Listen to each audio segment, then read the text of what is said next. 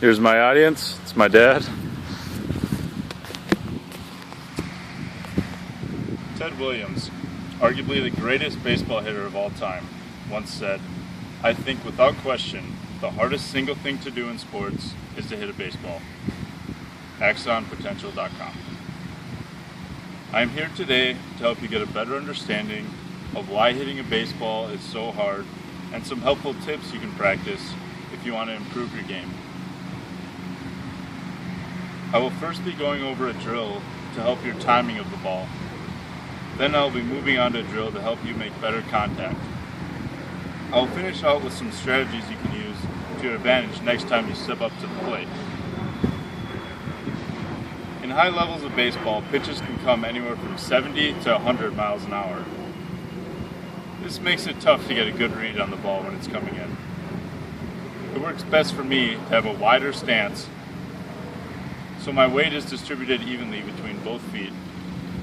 That way I won't get fooled as easily if a 75 mile an hour curveball comes in rather than a 90 mile an hour fastball. I use the T drill to help me with my balancing and so my weight, and then I can be ready for any pitch that comes in my way. I just set the ball on the tee and act like a pitch is coming in and swing.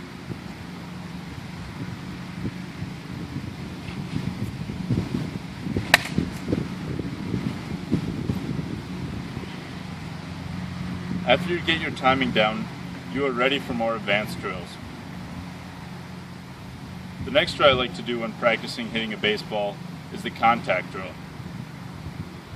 Now that you have good balance and timing on the baseball, you are ready to practice hitting the ball on different parts of the strike zone.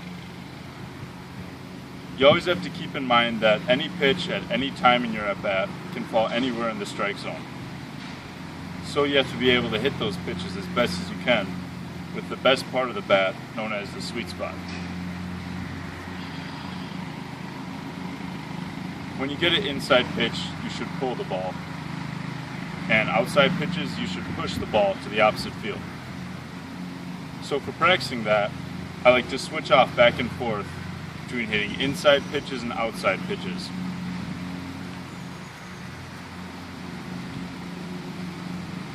This would be an inside pitch, it's closer to me. I pull the ball that way. And outside pitches, push to the opposite field.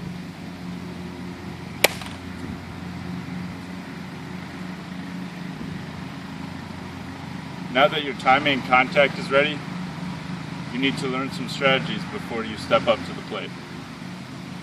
The objective of the pitcher is to try to get the batter out, obviously. Justifiably, the pitcher will throw certain pitches at different times of your at-bat to make it the hardest for you to get a hit. Early on in your at-bat, you should expect to see more fastballs because the pitcher is trying to establish some strikes before he can throw more less accurate pitches, which are off-speed pitches. This is a typical four-seam fastball and how it's thrown, and that's the most accurate pitch. Later on in that bat, most pitchers will like to throw off-speed pitches like a curveball or changeup. These pitches are not as accurate, and that is why they like to get some strikes on you before they can start throwing these off-speed pitches. This is how a changeup is typically thrown. There's a couple different ways, but this is the most common way, just like that. And a curveball is thrown like this. So obviously you can see there that these would be harder to throw more accurately than a fastball. Always keep in mind that a pitcher might throw an off-speed pitch early on in at-bat and a fastball later in the at-bat, which is why you must practice the drills I showed you earlier.